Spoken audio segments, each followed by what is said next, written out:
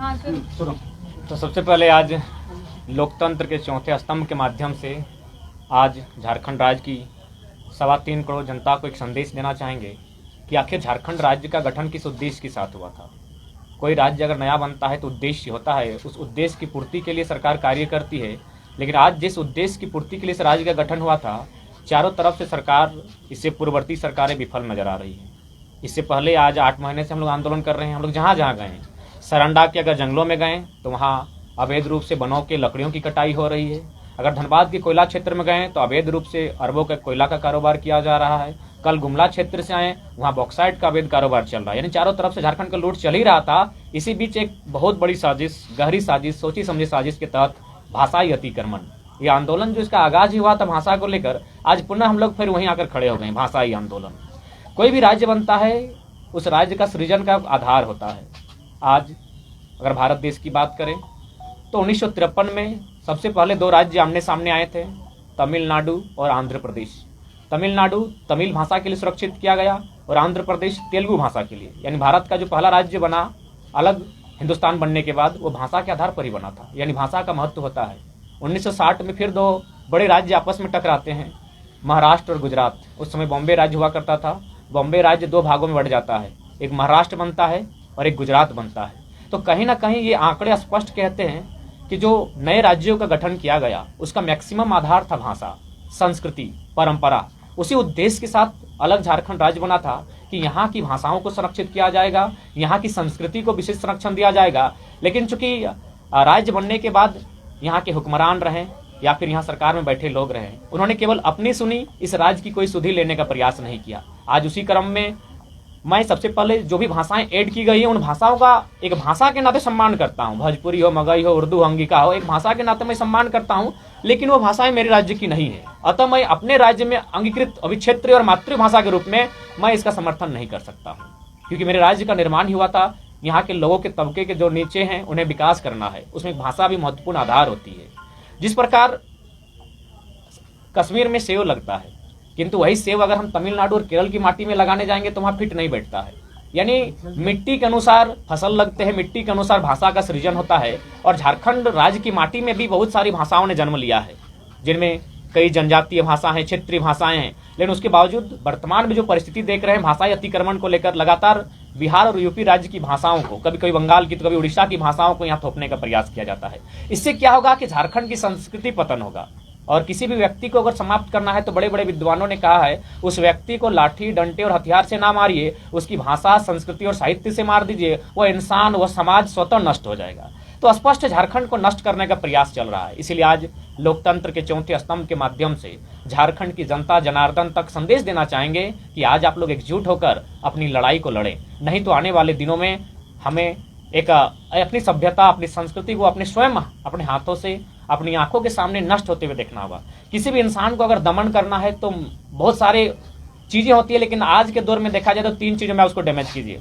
राजनीतिक डैमेज कीजिए, सांस्कृतिक डैमेज कीजिए, आर्थिक डैमेज कीजिए, वह इंसान, वह समाज, वह राज्य स्वतः नष्ट हो जाएगा।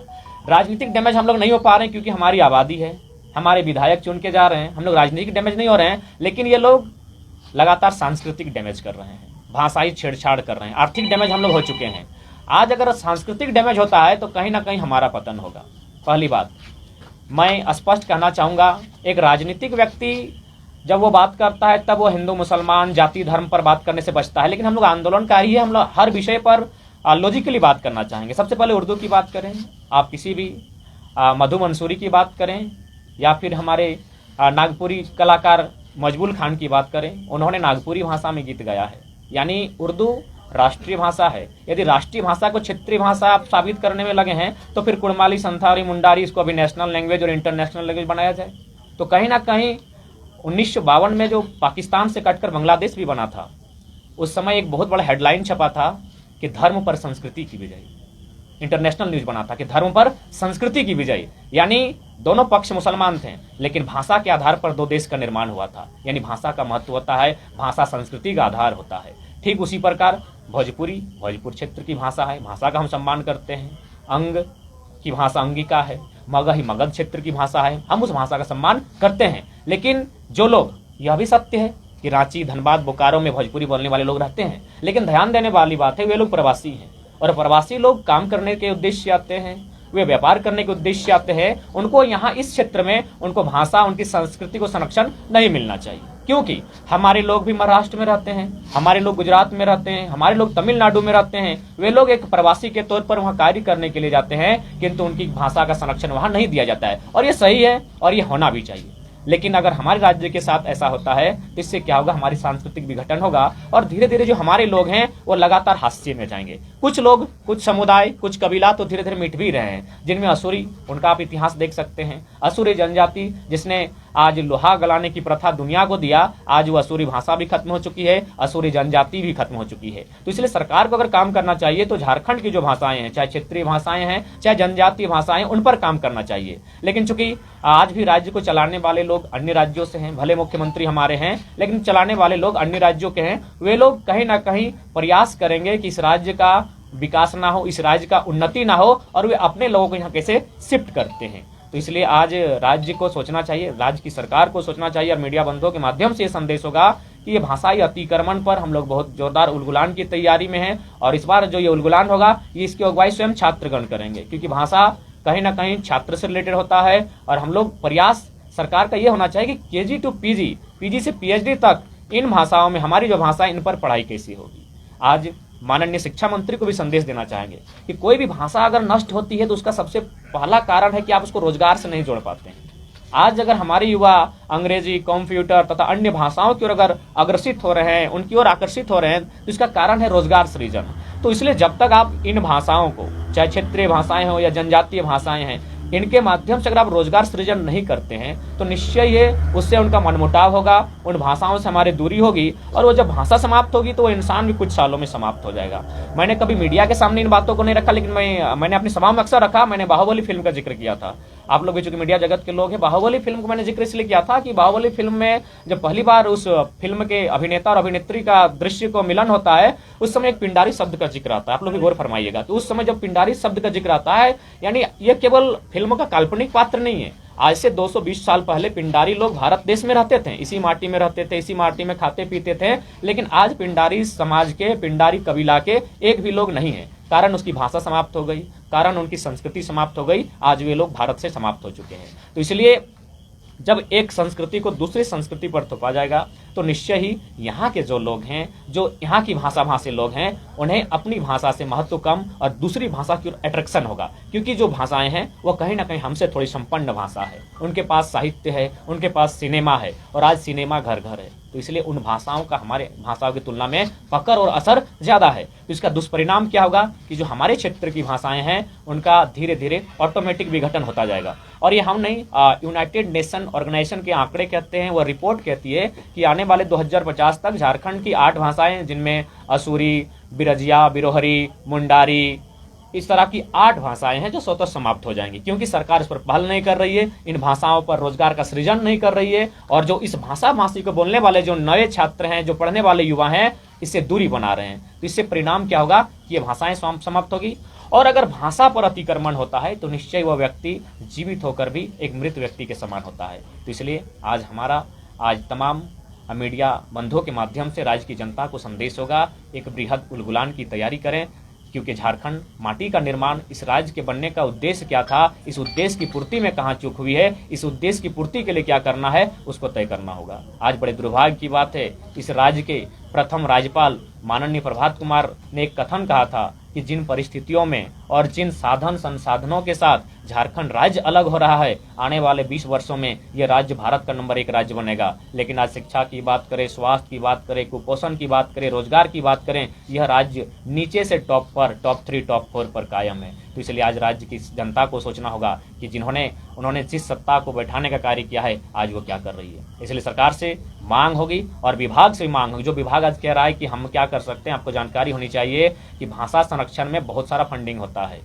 नेशनल फंडिंग तक होती है। संकट में जो भाषाएं उनके लिए अलग फंडिंग होती है। जो अति संकट में जो भाषाएं उनके लिए अलग प्रावधान है। तो इसलिए जो कहते हैं कि हम क्या कर सकते हैं, उनके पास बहुत कुछ है। आप चाहेंगे तो एक राज्य की उन्नति होगी, अगर आप चाहेंगे तो एक राज्य की अवनति होगी, क्योंकि भाषा सृजन करती है इंसान की संस्कृति का। इसलिए भाषा का संरक्षण किया जाए, उन भाषाओं का यहाँ संरक्षण किया जाए जिन भाषाओं का इस मट्टी में जन्म हुआ है। उन भाषाओं का संरक्षण कतई नहीं होना चाहिए जो इस राज्य की नहीं है। पहली बात, हमने राज्य क्यों लिया था? हमने तो उन्हीं भाषाओं के संरक्षण में, कि उन भाषाओं से हटकर अपनी पहचान बनाने के लिए राज्य लिया था। भोजपुरी, मगही, अंगिका तथा अन्य जो भाषाएं हैं, उन भाषाओं से विरुद्ध जाकर, उन भाषाओं की लीक से हटकर हमने एक राज्य लिया था अपनी भाषा भाषी को संरक्षण करने के लिए, अपनी माटी को, अपनी भाषा को सुरक्षित करने के लिए हमने एक नया राज्य लिया था। लेकिन आज इस नए राज्य में कोई नया उद्देश्य नहीं है, कोई नया उद्देश्य नहीं दिख रहा है, अपितु चारों तरफ से चौतरफा हमला हो रहा है। कभी शिक्षा, कभी संस्कृति, कभी नियोजन, कभी स्थानीय नीति। तो कहीं ना कहीं आज हम लोग जिस मुहाने में आके खड़े हैं, यहाँ से केवल और केवल इस राज्य में अंधकार होता हुआ दिख रहा है। तो इस अंधकार को दूर करने के लिए राज्य के तमाम युवाओं से, बुद्धिजीवी वर्ग से, तमाम लोगों से आग्रह होगी। यह आंदोलन जो आज जनवरी महीने से आरंभ हुआ है, यह आंदोलन चाहे जितना लंबा समय लेता है लेने दीजिए, लेकिन लड़ाई निर्णायक होनी चाहिए। झारखंड में प्रथम अधिकार झारखंड वासियों का मिले, ये सुनिश्चित होना चाहिए। मैंने कभी संविधान से बाहर बात नहीं कही, ना मैंने कभी बाहरी भीतरी का बात कहा है। 10%, 15% जो अन्य राज्यों में प्रावधान है, उस प्रावधान से जो भी लोग आते हैं स्वीकार हैं, किंतु मूल अधिकार यहाँ के मूलवासी आदिवासी जो हैं उनको मिलना चाहिए, उनके लिए आरक्षित होनी चाहिए, उनकी भाषाओं का संरक्षण होना चाहिए। जब हमारे लोग बाहर में रहने के बाद हमारी भाषाओं को वहाँ संरक्षण नहीं है, तो फिर अन्य राज्यों के लोग जो यहाँ प्रवास के तौर पर हैं, यहाँ रोजगार करने के लिए आए हैं, यहाँ खटने कमाने के लिए आए हैं, उनकी भाषाओं को यहाँ संरक्षण नहीं मिलना चाहिए। पिछली बार जो आप लोगों ने आंदोलन किया था तो सरकार वापस हुई थी, फिर वही चीज सामने आ रही है, तो कब तक ऐसे चलता रहेगा? किसको आप दोषी मानते हैं, कौन जिम्मेदार है? देखिए, कुछ जिलों में हटा भी था जिन भाषाओं का आप जिक्र कर रहे हैं, लेकिन उर्दू, उड़िया और बंगाली ये तो हटा ही नहीं, क्योंकि उसके बारे में, उसको लेकर आप लोग का जो विरोध था, देखिए चूंकि विरोध नहीं, देखिए सबसे पहला बात है कि ये आंदोलन 2 जिलों से प्रारंभ हुआ था। अगर पूरे राज्य के लोग इस आंदोलन से कनेक्ट होते तो सभी भाषाएं हटती। उसके बाद जैसे उड़िया का जो मामला आता है या फिर बंगला का मामला आता है, चाहे अन्य भाषाओं का मामला आता है, एक बॉर्डर होता है। बॉर्डर की सीमा पर अगर अन्य राज्य भी हैं और इधर झारखंड, उधर अगर बंगाल है, तो निश्चय ये सीमावर्ती की जो 10 किलोमीटर 15 किलोमीटर दायरा आएगा, वहाँ के लोग इस राज्य की भाषा को बोलेंगे और इस राज्य के लोग उस राज्य की भाषा को बोलेंगे। तो उसके आधार पर स्थानीय भाषा तय नहीं होती है, उसकी आवा हवा बहती है। तो ठीक उसी प्रकार चूंकि ये धनबाद बोकारो से आगाज हुआ था, तो वहाँ पर माने मगही और भोजपुरी को लेकर विशेषकर लोग काफी उबाल में थे, क्योंकि वह क्षेत्र बंगाल से सटा हुआ है, वहाँ तो भोजपुरी और मगही का सवाल ही नहीं बनता है। तो इसलिए काफी जोरदार विरोध हुआ था, सरकार बैकफुट पर आई थी। लेकिन उसके बावजूद इतना बड़ा आंदोलन होने के बाद आज सबसे पहले धन्यवाद कि झारखंड की तमाम मीडियाओं का, क्योंकि अभी तक ये नेशनल न्यूज नहीं बन पाया है, जबकि लोग लगातार 8 महीने से आंदोलन कर रहे हैं। इसलिए आपको बहुत बहुत धन्यवाद कि आपने आंदोलन के लिए इतनी भूमिका निभाई और आपके माध्यम से इस आंदोलन को गांव-गांव तक हम लोग ले जाने में सफल हुए हैं। तो निश्चय ही सरकार कहने का मतलब है, मैंने स्पष्ट कहा है कि सरकार बेशक राज्य के लोग चला रहे हैं, लेकिन उनके पीछे जो मुखौटा बनकर खड़े हैं वो अन्य राज्यों के हैं। चाहे मैं खुलकर बात करता हूँ, माननीय सुप्रियो भट्टाचार्य हों या श्रीमान पिंटू श्रीवास्तव हों, उनका आंदोलन से कोई वास्ता नहीं है, ना उन्होंने कभी जेल की यातना सहा है, ना कभी उनके बदन पर कोई लाठी चला है। तो वे लोग इस राज्य का मर्म को नहीं जानेंगे। यह राज्य वे लोग जानते हैं जिन्होंने अपने परिवार का, अपने सुख अमन चैन का कुर्बानी दिया है, उसके बाद राज्य मिला है। तो वे लोग बेहतर जानते हैं कि राज्य की क्या स्थिति होनी चाहिए। अच्छा, राज्य में जो चल रहा है, जो परिस्थिति है, उसको लेकर क्या कहें? देखिए, राज्य की परिस्थिति निश्चय ही बहुत विकट परिस्थिति है। खासकर मैं कोयलांचल के क्षेत्र से आता हूँ। वहाँ हाल ही 4 दिन पहले एक रात को हम लोग क्रॉस कर रहे थे, देखे मैंने प्रशासन के सहयोग से 10 अवैध कोयला की गाड़ी को मैंने पार किया गया जीटी रोड में। तो चारों तरफ से लूट मची है और इस पर सरकार की कहीं ना कहीं हिस्सेदारी बन रही है, और सरकार की हिस्सेदारी के कारण स्थानीय प्रशासन भी मौन है और चुपचाप धड़ल्ले से लगातार इस राज्य को लूटने में सब तमाशा देख रहे हैं। इसीलिए राज्य के युवाओं को संदेश यही होगा कि राज्य आपका है, यह राज्य का निर्माण आपके लिए हुआ है, आप किस प्रकार इस राज्य के भविष्य का निर्धारण करते हैं ये आपको तय करना होगा। नहीं, वो बात नहीं है। जो सरकार उथल पुथल को लेकर जो बात चल रहा है, अपनी राजनीति के हालात पे ध्यान दे रही है, मेरा सवाल ये है। वो सवाल वो है, देखिए, सरकार यदि उथल पुथल में है तो भाई स्पष्ट है ये सरकार उसके लिए दोषी है। सरकार उथल पुथल क्यों है, इसके लिए सरकार दोषी है। सरकार के नीति नियमावली दोषी हैं। तो सरकार को अपने विषयों पर काम करना चाहिए। राज्य की 3.25 करोड़ जनता को उन्होंने विश्वास के साथ चुनकर आने का काम किया था। उन्हें उनके हित के लिए, उनके रक्षार्थ हेतु नियम बनाने चाहिए थे, लेकिन ये नियम बनाती है 10वां 12वां पास करने वाले, मजाक का विषय बन के रह जाता है। हमने भी मामा घर से मैट्रिक पास किया है, तो क्या मेरे मामा घर वाले लोग मुझे वहाँ जमीन प्रदान करेंगे? कतई नहीं करेंगे। तो फिर 10th और 12th वाले यहाँ से कैसे झारखंडियत की मान्यता को प्राप्त करेंगे? तो सरकार कहीं ना कहीं नीति नियम, अटपटा नीति नियम बना रही है, जिसका इस राज्य के विधि व्यवस्था से, इस राज्य की उन्नति से कोई सरोकार नहीं है। नहीं, जिस तरह से सरकार अपना समीक्षा बचाने के लिए कभी छत्तीसगढ़ जाती है तो कभी खूंटी जाती है, राज्य की जनता अहोपहो में है कि हो क्या रहा है। राजनीतिक संकट को लेकर जो चीज चल रही है उस पर आपसे टिप्पणी चाह रहे हैं। देखिए, राजनीतिक संकट तो निश्चय ही चल रही है। एक सरकार बचाने में है, दूसरा पक्ष सरकार को गिराकर अपनी सरकार बनाने में है। और ऐसी परिस्थिति में देश को सबसे पहले, आज सिर्फ राज्य की बात नहीं कीजिए, पूरे भारत देश में लोकतंत्र जो चयनित होकर जो विधायक संसद चुनकर जाते हैं, यह व्यवस्था कहीं ना कहीं मजाक बन रही है। जबकि हमारी अनुसूची 10 में दल बदल का कानून है, उस कानून को मजबूती करने की आवश्यकता है। आज संसद को सोचना चाहिए। वास्तविकता है कि आप जिस दल के साथ चुनकर जाते हैं, आपको उस दल में बरकरार रहना है। अगर आप उस दल को छोड़कर अन्य दल का विधायिका को ग्रहण करते हैं तो उसके पहले आपको इस्तीफा देना होगा, फिर आप अन्य दल से जाके चुनाव लड़ सकते हैं। लेकिन ये व्यवस्थाएं मजबूत ना होने के कारण आज वास्तव में लोकतंत्र का पतन होता हुआ दिख रहा है, राज्य में ही नहीं, भारत देश में। तो लोकतंत्र के पतन को अगर फिर से उन्नत करना है तो आपको इन विषयों पर सोचना होगा और इन विषयों पर कानून बनाने होंगे। रहा सवाल राज्य का, राज्य निश्चय ही आज एक टीम है जो चाहती है कि सरकार को बचा के रखें, एक टीम चाहती है सरकार को हटाकर सरकार बनाए। लेकिन पिसने का काम लगातार जनता कर रही है और लगातार जनता शोषित हो रही है। नहीं तो 40% खनिज देने वाला राज्य आज हिंदुस्तान का बहुत सुंदर राज्य होता। कौशल विकास योजना कैसे देखते हैं आप? जिस तरह से लड़कियां रोते बिलखते काम कर रही है तो कुछ को रेस्क्यू किया जा रहा है। देखिए, कौशल सामने प्रमाण है आपके पास, 10 लड़कियां आई हैं 2 दिन पहले। कौशल विकास योजना जब अखबारों के पन्ने से या फिर सामने कोई बात करता है तो बड़ा अच्छा लगता है, लेकिन जब वो धरातल पर जाता है तो उसके बहुत दुष्परिणाम सामने आते हैं।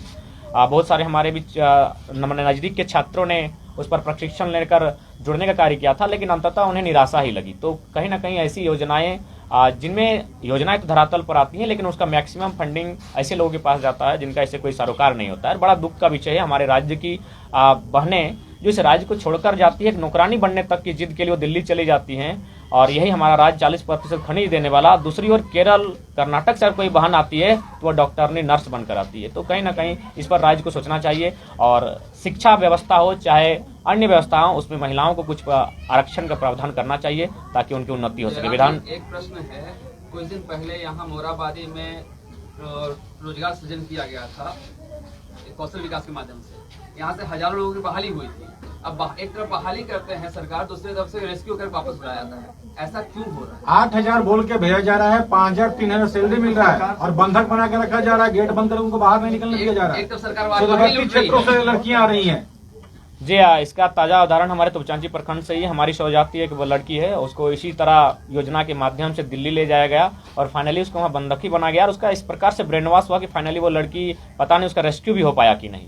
तो कहीं ना कहीं ये योजनाएं आम व्यक्ति, जो आम छात्र हैं, जो बेरोजगारी से हतोत्साहित हैं, वह सिचुएशन देखते हैं कि मरता क्या नहीं करता। वो 5,000 की नौकरी को 3,000 तक में समझौता कर लेता है, लेकिन फाइनली वहाँ भी उसका शोषण किया जाता है। तो ऐसे में आज देश को, राज्य को सोचना चाहिए और विशेषकर किसी भी देश और राज्य की उन्नति आर्थिक उन्नति से होती है। तो आर्थिक उन्नति कैसे हो, रोजगार सृजन कैसे हो, इस पर एक बहुत बड़ा विषय है, बहुत गंभीर विषय है। इस पर राज्य के साथ देश को भी सोचना चाहिए। 1932 का मुद्दा आप लेकर के हमेशा चल रहे हैं। इस बार सेशन में तो मुख्यमंत्री जी भी बोल दिए हैं, हम ही लाएंगे। लगातार जो सत्ताधारी दल के नेता वो भी लगातार पॉजिटिव बयान दे रहे हैं इसको लेकर। हाँ, निश्चय ही 1932 कभी सत्ताधारी लोग खुद मुकर रहे थे, लेकिन आज जनता के आक्रोश को देखकर, चाहे गिरिडीह के विधायक हों, आज तो देख रहे हैं स्पीकर महोदय का भी बयान आया है, मुख्यमंत्री तो बोल ही रहे, शिक्षा मंत्री पहले भी बोलते थे। तो कहीं ना कहीं जनता के आंदोलन के बाद आज ये सब चीजें सामने देखने को मिल रही है। इसीलिए आंदोलन के कारण हमें भी बल मिला है कि कहीं ना कहीं सरकार भी इन गतिविधियों पर नजर रखी है और वॉच कर रही है। कहीं ऐसा तो नहीं सरकार जो उथल पुथल चल रहा है, लगातार फैसले लिए जा रहे हैं, इसमें 1932 का भी खाता पार हो जाए, बेड़ा पार हो जाए? देखिए, कहावत तो है कि मैंने हाथी के दांत दिखाने के अलग होते हैं, खाने के अलग होते हैं। ठीक उसी प्रकार हेमंत सोरेन की अभी तक कार्यशैली रही है, लेकिन अब देखने वाली बात होगी, 14 तारीख का समय है, शायद कल ही है। अब कल देखा जाता है कि 1932 को लेकर विधानसभा के भीतर से क्या आवाज़ होती है, और नहीं तो फिर 2024 में बहुत बड़ी आवाज़ होगी और इतनी भयानक आवाज़ होगी कि राज्यवासियों को सुनाई देगी। जयराम जी, एक सवाल है, सीधा सवाल है कि अगुआ राज में जब बबुआ मुख्यमंत्री ये खड़े नहीं उतरे बिल्कुल नहीं खड़े उतरे दादा, एकदम नहीं खड़े उतरे। आज केवल एक आदिवासियत सेंटिमेंट के साथ सरकार चलाई जा रही है। अगर आप चलिए, आप पहला शब्द आदिवासी का ही जिक्र करते हैं, अगर आप आदिवासी का ही भला चाहते थे तो जैसे ही दुमका सीट खाली हुआ वहां बसंत सोरेन को नहीं किसी बुद्धि सोरेन को टिकट देना चाहिए था। पूरी तरह परिवाद किए हैं। इसके बाद कल ही हम गुमला गए थे, वहाँ एक सूचना मिली कि कोई एक आदिवासी हैं जिनका शायद एसडीओ में ज्वाइनिंग होने वाला था, लेकिन नाम नहीं लेते हैं, एक जेएमएम के बहुत कदावर नेता हैं, बहुत मान्य है। उन्होंने कहा क्या तुम एसडीओ बन के करोगे, हम लोग तो राज्य बनाएंगे तब तुम एसडीओ को ऑर्डर देना। आज वो इंसान कैंसर से जूझ रहा है और इधर एक परिवार के लोग लगातार इस राज्य को चला रहे हैं और फाइनली ऐसा लगता है इस राज्य को पूरी तरह से लूटने के बाद इस राज्य को छोड़कर अन्य राज्यों में बस बसाव कर लेंगे। तो जयराम जी थोड़ा सा विलम्ब से आए थे, ये 9 भाषा जो शामिल किया गया है उसी को लेकर आप ये बात रख रहे हैं। तो ये तो कल गए थे टीआरआई में आपके लोग, लेकिन मुख्यमंत्री हेमंत सोरेन तो खुद से ट्विटर पर लगाए हैं उसे। इसका मतलब सरकार तो स्वीकार ली, क्योंकि जगन्नाथ महतो जब बोकारो से धनबाद से हटा था तो उस समय तो बोले थे कि आंदोलन करने वालों के चलते नहीं हटा, सरकार खुद हटाई। ठीक है, अगर सरकार खुद हटाई है तो फिर से हटाइए। दूसरी बात, जो अन्य राज्यों की भाषाओं का यहाँ ऐड किया गया है उनका हम समर्थन नहीं करते। बाकी झारखंड की माटी में, झारखंड की संस्कृति में बहुत सारी ऐसी भाषाएं जो दफन हो चुकी हैं, उनको अगर सरकार में सामर्थ्य है तो उनको रिसर्च करके फिर से उठाएं और 9 से 11 कोई आपत्ति नहीं, क्योंकि बहुत सारी भाषाएं हैं जो झारखंड की ही हैं, लेकिन व्यवस्था न होने के कारण, उसमें उचित शोध न होने के कारण वो भाषाएं कहीं ना कहीं विलुप्त हो चुकी हैं। तो सरकार अगर चाहे तो उन विलुप्त भाषाओं को उठाकर लाने का प्रयास करें, जैसे असुरी भाषा हो गई तो उसका हम लोग खुले मन से स्वागत करते हैं, क्योंकि झारखंड की माटी की भाषाएं हैं। लेकिन अगर अन्य राज्य की संपन्न भाषा को अगर आप लेकर यहाँ आने का कार्य करेंगे और जो क्षेत्रीय भाषा नहीं है तो उसका भाई हम लोग असहमत हैं और असहमति के लिए आंदोलन भी करेंगे। कैलाश यादव ने कहा कि मगध राज की मांग करेंगे अगर भाषा हटेगा तो ठीक है, तो मगध राज का लोकेशन देखा जाए, वो मगध राज का लोकेशन कहाँ आता है, मांग कीजिए, हम लोग सहमत हैं। क्योंकि ये तो जहां तक मैंने सुना है यह न मगध राज में झारखंड था न कलिंग में था, यह एक स्वतंत्र क्षेत्र था। और सम्राट अशोक के शिलालेख कहते हैं, कलिंग शिलालेख 2 स्पष्ट कहता है कि सम्राट अशोक एक रक्षित नाम के व्यक्ति को झारखंड के आठवीं, उस समय झारखंड का नाम आठवीं प्रदेश था, यहाँ के जनजातियों से सहायता लेने के लिए, तीर धनुष चलाने में अच्छा थे, इनसे सहायता लेने के लिए रक्षित नामक व्यक्ति को आठवीं प्रदेश भेज देते हैं। बिल्कुल कैलाशवादी यादव जी का स्वागत करते हैं, समर्थन करते हैं, मगध राज मिलना चाहिए, लेकिन मगध की सीमा में ये न कलिंग है न मगध है, ये आठवीं प्रदेश था, यह राढ़ सभ्यता है और राढ़ का एक अलग इतिहास है। कल अगर कैबिनेट में 1932 के आधार पर लाया जाता है तो आप लोग इसका समर्थन करेंगे सरकार के? हाँ बिल्कुल, अगर पहले हम लोग ना पक्ष के विरोधी है ना विपक्ष के विरोधी है ना किसी इंसान के विरोधी हैं, हम लोग नीतियों के विरोधी हैं। हमने लगातार कहा है कि हम लोग किसी मंत्री किसी विधायक के विरोधी नहीं है, उनकी नीतियों के विरोधी हैं। अगर 32 लेकर आती हैं तो हम क्या, पूरे राज्य की जनता समर्थन करेगी। लेकिन हम लोग क्रांतिकारी हैं, आंदोलनकारी है, चुप नहीं बैठेंगे। एक मुद्दा समाप्त होगा, दूसरा मुद्दा को कोड़ के निकाल लेंगे। बसंत सोरेन के बात को कैसे देखते हैं, दिल्ली जाने के बयान? क्या बयान था, हम उनको ध्यान से बोले ना कि इस वक्त राज्य में की बेटियों के साथ अत्याचार हो रहा था, उस वक्त वो अंडरगारमेंट्स खरीदने के लिए दिल्ली गए थे। तो किस तरीके से इस बयान को देखते हैं? मैंने बहुत हास्य बयान है, एक जिम्मेवार पद पर ऊपर से राज्य के अगवा के मैंने अनुज हैं और राज्य की बागडोर को संभाले हैं, कहीं ना कहीं इनडायरेक्ट रूप से अगर उस व्यक्ति के मुख से अगर इतना निंदनीय बयान आता है तो कहीं ना कहीं शर्मनाक स्थिति है। सही बात है, आज बहन बेटियों के साथ, उनकी इज्जत के साथ आज लगातार हमले हो रहे हैं, उनकी जान पे हमले हो रहे हैं। आज उनको संरक्षण देने के लिए नीति नियम बनना चाहिए, लेकिन वहां से अगर मैंने इस तरह का बयान दिया है कि दिल्ली वो अपने अंडरगारमेंट्स के लिए गए, तब बहुत सोचनीय है, दुर्भाग्य और हंसी का विषय है। झारखंड में वर्तमान कानून व्यवस्था को लेकर क्या करेंगे? झारखंड की वर्तमान कानून व्यवस्था कहीं ना कहीं लचर स्थिति में है। आज भले 4 मामले बहनों को लेकर आए हैं, लेकिन इससे पहले शायद 3-4 महीना पहले धनबाद में भी आया था, एक के बाद 3 बहनों के साथ दुष्कर्म हत्या के मामले आए थे। तेजाब के माध्यम से एक बहन का मैंने हत्या को सुसाइड करने का प्रयास किया गया था। तो कहीं ना कहीं विशेषकर बेटियों को लेकर यह राज्य काफी असुरक्षित है। तो ये कहीं ना कहीं एक बहुत बड़ा विषय है राज्य के लिए। झारखंड बिहार की तमाम ताजा तरीन खबरों के लिए देखिए न्यूज बाय स्कोप, अब जियो टीवी पर भी उपलब्ध। इसके अलावा तमाम बड़े सोशल मीडिया प्लेटफॉर्म पर भी उपलब्ध है। बिहार में सिटी केबल पर चैनल नंबर 232 पर देखें लेटेस्ट खबरें और डाउनलोड करें प्ले स्टोर से न्यूज बाय स्कोप ऐप।